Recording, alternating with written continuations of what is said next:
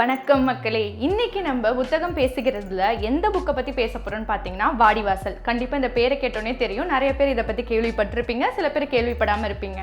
ஆனால் நம்ம இந்த புக்கை பற்றின சில ஃபேக்ட்ஸ், அப்புறமேட்டு எழுத்தாசிரியரை பற்றின நிறையா இன்ட்ரெஸ்டிங்கான கருத்துக்கள் எல்லாம் பற்றி இந்த வீடியோவில் நம்ம பார்க்க போகிறோம். டைம் வேஸ்ட் பண்ணாமல் சட்டுன்னு வாங்க நம்ம வீடியோக்குள்ளே போகலாம்.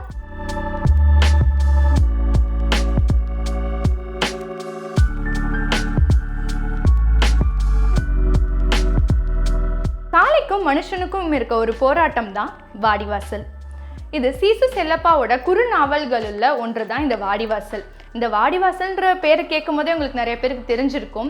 வெற்றிமாறன் சார் வந்துட்டு இந்த புக்கை இன்ஸ்பயர் ஆகி தான் இப்போ வாடிவாசல் அப்படின்ற படத்தை வந்துட்டு சூர்யா வச்சு எடுக்க போகிறாரு. இதோட ஃபேக்ட்ஸ்லாம் என்ன, அப்படி என்ன இன்ட்ரெஸ்டிங்காக படமே எடுக்கிற அளவுக்கு இந்த புக்கில் அப்படி என்ன இன்ட்ரெஸ்டிங்காக இருக்குது அப்படின்ற சில சுவாரஸ்யமான விஷயங்களை நான் உங்களுக்கு சொல்ல இருக்கேன். அதுக்கு முன்னாடி நம்ம இதெல்லாம் தெரிஞ்சுக்கிறதுக்கு முன்னாடி வாங்க சீசு செல்லப்பா எழுத்தாளரை பற்றி தெரிஞ்சுக்கலாம். சீசு செல்லப்பா இவரது காலம் 1912 முதல் 1998.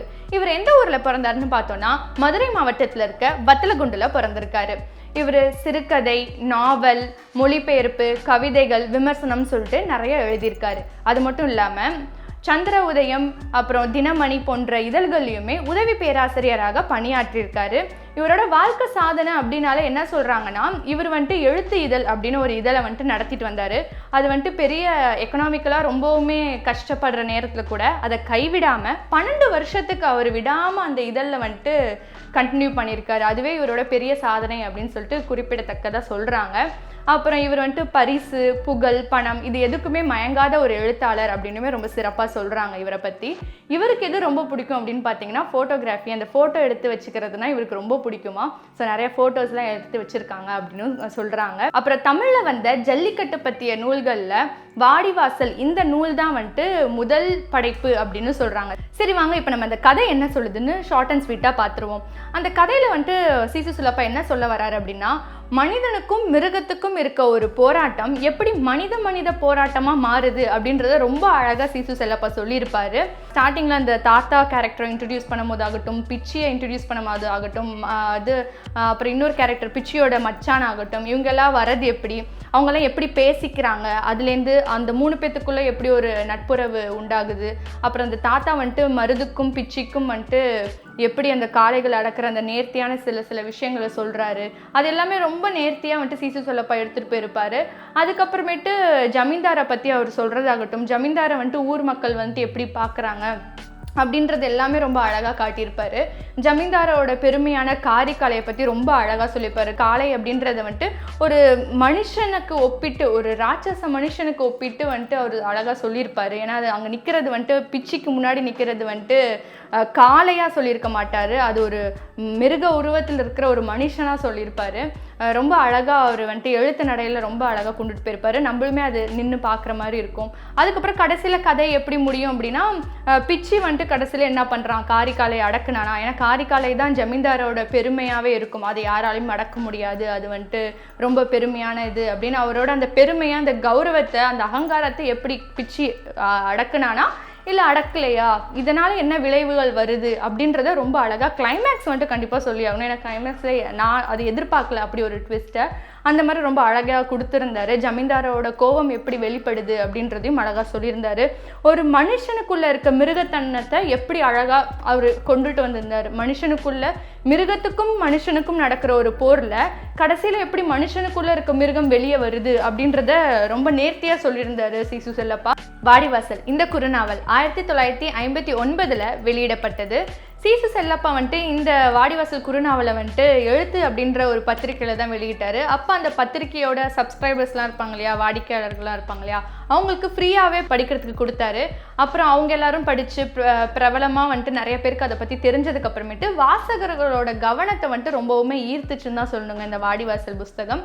அதுக்கப்புறமேட்டு இதோட 2வது வெர்ஷன் வந்துட்டு இன்னும் வெளியிடலை அப்படின்னு சொல்கிறாங்க. அதே மாதிரி 1992 என்ன ஆச்சுன்னா, பீகாக் பத்திரிகை வந்துட்டு ஒரு சிறுகதை தொகுப்பு வெளியிட்டாங்க. அதில் நம்ம சீசு செல்லப்பாவோட வாடிவாசலும் இடம்பெற்றிருக்கு. அது மட்டும் இல்லாமல் 1994 வந்துட்டு இந்தியா டுடே வெளியிட்ட அந்த இதழில் வர அந்த பத்திரிகையில் முன்னுரையில் வரும் இல்லையா சில கதைகள்லாம், அதில் வாடிவாசல் சீசு செல்லப்பாவோட வாடிவாசலும் வெளியிட்டிருக்காங்க. அந்த இந்தியா டுடே பத்திரிக்கையில் வந்துட்டு நம்ம KM ஆதிமூலம் அப்படின்றவர் அழகாக அந்த கோட்டு ஓவியங்கள் வரைஞ்சிருந்தாரு. நான் படித்த புக்லையுமே இந்த மாதிரி கோட்டு ஓவியங்கள் அதில் அழகாக கொடுத்துருந்தாங்க. இது வந்துட்டு நம்ம வாசிக்கும் போது இன்னுமே கொஞ்சம் ரெஃப்ரெஷிங்காக இருந்துச்சுன்னே சொல்லலாம். நடுவில் இந்த மாதிரி கோட்டு ஓவியங்கள் பார்க்குறப்ப இது ஃபஸ்ட்டு எங்கே வரைய ஆரம்பித்தாங்க அப்படின்னா, இந்தியா டுடே பத்திரிக்கையில் தான் வந்துட்டு வாடிவாசலோட கதைக்கு வந்து கோட்டு ஓவியம் வரைஞ்சாங்க KM ஆதிமூலம் அப்படின்றவர். அதுக்கப்புறமேட்டு வாடிவாசல் கதையோட முன்னுரையில், அந்த நாவலோட முன்னுரையில் சீசு செல்லப்பா என்ன சொல்லியிருக்காரு அப்படின்னா, நீங்கள் இந்த பக்கங்களை படித்து புரட்டி படித்து முடித்த உடனே இந்த புக்கை நீங்கள் மூடி வச்சா கூடமே அந்த கேரக்டர்ஸ் வந்துட்டு உங்களோட இயல்பில் வந்துட்டு இருந்துகிட்டே தான் இருக்கும். பிச்சியோட கேரக்டர் ஆகட்டும், காரி ஆகட்டும், அந்த வாடிவாசல் ஆகட்டும், இது எல்லாமே உங்களோட இயல்பில் வந்துட்டு உங்கள் கூட ட்ராவல் ஆகிட்டு இருக்கும் அப்படின்னே சொன்னார். அது மட்டும் இல்லாமல் சீசு செல்லப்பா இன்னொரு அழகான விஷயம் சொன்னார். என்னென்னா, இந்த நாவலை நீங்கள் படிக்கும்போது, இந்த குறுநாவலை நீங்கள் படிக்கும்போது அந்த பார்வையாளராக இருப்பீங்க. வாடிவாசலில் அந்த மாடு வரப்போகுது அப்படின்னா அதை பற்றினா அந்த கதை, அதில் வந்துட்டு நீங்களும் ஒரு பார்வையாளராக இருப்பீங்க. அதை நீங்கள் எக்ஸ்பீரியன்ஸ் பண்ணலாம். உங்களுக்கு ஒரு புது உலகத்தையே இந்த வாடிவாசல் காட்டும் அப்படின்னு ரொம்ப அழகாக சொல்லியிருந்தாங்க. அதுதான் உண்மையும் கூட. நான் என்ன நினைக்கிறேன்னா, மேபி இதனால தானோ என்னமோ வெற்றிமாறன் சார் வந்துட்டு இதை இன்ஸ்பயர் ஆகி இதை ஒரு கதையை எடுக்கிறாரோ என்னமோ அப்படின்னு எனக்கு தோணுச்சு. அதை நீங்கள் படிக்கும்போது கண்டிப்பாக உணர்வீங்க. உங்களுக்குள்ளே ஒரு உலகம் அது வந்துட்டு உருவாக்கும் இந்த வாடிவாசல். இந்த புக்கை பற்றின ஒரு ப்ளஸ் பாயிண்ட் அப்படின்னா நிறையா இருக்குது. எனக்கு ரொம்ப பிடிச்சது என்னென்னு பார்த்தீங்கன்னா, இந்த புக்கை நம்ம வாசிக்கும் போதே ரொம்ப விறுவிறுப்பாக இருக்கும், தத்ரூபமாக இருக்கும். உங்களால் ஈஸியாக இமேஜினும் பண்ணிக்க முடியும். அதுவும் இல்லாமல் அதோட ஸ்லாங் தான், அந்த வட்டார மொழியை ரொம்ப அழகாகவே கையாண்டுருப்பார் நம்ம சீசு செல்லப்பா. அது படிக்கும்போதே நம்ம அங்கேயே இருக்கிற மாதிரி நம்மளுக்கு ஒரு தோணும். அது மட்டும் இல்லாமல் அந்த கேரக்டர்ஸ், பிச்சி ஆகட்டும், காரி ஆகட்டும், ஜமீன்தார் ஆகட்டும், அந்த கேரக்டர்ஸ் எல்லாமே ரொம்ப ரியலாகவும் இருக்கும். சீசு செல்லப்பா அவரோட முன்னுரையில் சொன்ன மாதிரி இந்த நாவலை படிக்கும்போது இந்த ஸ்டார்டிங்லேருந்து எண்டு வரைக்குமே நம்மளுமே அங்கே ஒரு பார்வையாளராக இருப்போம். அந்த வாடிவாசலில் வந்துட்டு அங்கே நடக்கும் இல்லையா, அந்த விளையாட்டு நடக்கிற இடத்துல நம்மளுமே ஒரு பார்வையாளராக இருந்தால் எப்படி இருக்கும் அப்படின்றத ரொம்ப அழகாக கையாண்டு எழுதியிருப்பார். அவரோட எழுத்து நடையும் அந்த ஸ்லாங்குமே ரொம்ப அழகாக நேர்த்தியாக கொண்டு போயிருப்பார். ரசிக்கும்படியாக இருந்துச்சு அவரோட எழுத்து நடையில். பிச்சி காரிக்காலை அடக்குனானா ஜமீன்தாரோட கடைசி முடிவு என்ன அப்படின்னு சொல்லிட்டு ரொம்ப சுவாரஸ்யமாகவும் ரொம்ப விறுவிறுப்பாகவுமே சீசு செல்லப்பா இந்த நூலை எடுத்துகிட்டு போயிருப்பார். எனக்கு இந்த நூல் படிக்கும் போது அதை வைக்கவே மனசு வரலன்னு தான் சொல்லணும். ஏன்னா ஒவ்வொரு பேஜுமே ஒவ்வொரு பக்கத்தோட எண்டுலையுமே ரொம்பவுமே விறுவிறுப்பு இருந்துச்சு. அடுத்தது என்னன்னு சொல்லிட்டு நம்மளை தூண்ட வச்சுச்சு படிக்கிறதுக்கு. இந்த புக்கு நீங்கள் யாராச்சும் இன்னும் படிக்காமல் இருந்தீங்க அப்படின்னா சீக்கிரமாக படிச்சிருங்க. வாடிவாசல் திரைப்படம் வெளியாகிறதுக்குள்ளே படிச்சிருங்க. ஏன் அப்படி சொல்கிறேன்னா, அந்த புக்கை நீங்கள் படித்து நீங்கள் ஒரு உலகத்தில் வந்துட்டு கற்பனையில் நீங்கள் கற்பனை பண்ணிவிட்டு அதுக்கப்புறம் நம்ம அதை மூவியாக பார்க்குறப்ப இன்னுமே ஒரு அருமையான ஃபீல் தரும். இல்லை நான் இதை படிச்சுட்டேன் அப்படின்னா உங்களோட கருத்துக்களை எங்கள் கமெண்ட் செஷனில் வெளியிடுங்க. அதுவும் இல்லாமல் நீங்கள் அந்த புக்கை படிக்கும்போது என்னெல்லாம் ஃபீல் பண்ணீங்க அப்படின்றதையும் அந்த கமெண்ட் செஷனில் சொல்லுங்கள். படிக்காதவங்க பனுவல்லையும் அவைலபிளாக இருக்குது, அமேசான்லேயுமே அவைலபிளாக இருக்குது. டவுன்லோட் பண்ணி சீக்கிரமே படிங்க. இதோட இந்த ஷோவை முடிச்சுட்டு நாங்கள் கிளம்புறோம். இதே மாதிரி அடுத்தது நான் எந்த புக்கை பற்றி பேசணும், சுவாரஸ்யமான புக்ஸ் ஏதாச்சும் இருந்துச்சுன்னா நீங்கள் எங்களுக்கு சஜஸ்ட் பண்ணுங்கள். அதை நான் கண்டிப்பாக உங்களுக்கு படித்து எப்படி இருக்குன்னு சொல்கிறேன். உங்களோட கருத்துக்களை இந்த கமெண்ட் செக்ஷனில் லீவ் பண்ணுங்கள். அண்ட் லுவித் சினிமா யூடியூப் சேனலுக்கும் சப்ஸ்கிரைப் பண்ணிவிடுங்க. முக்கியமாக மறக்காமல் லுவித் சினிமா இன்ஸ்டாகிராம் பக்கத்தையும் ஃபாலோ பண்ணிவிடுங்க. அப்போ தான் நாங்கள் போடுற அப்டேட்ஸ்லாம் உங்களுக்கு வந்து சேரும். அடுத்த வீடியோவில் நான் உங்களை சந்திக்கிறேன். Until then, bye from Usha Rani.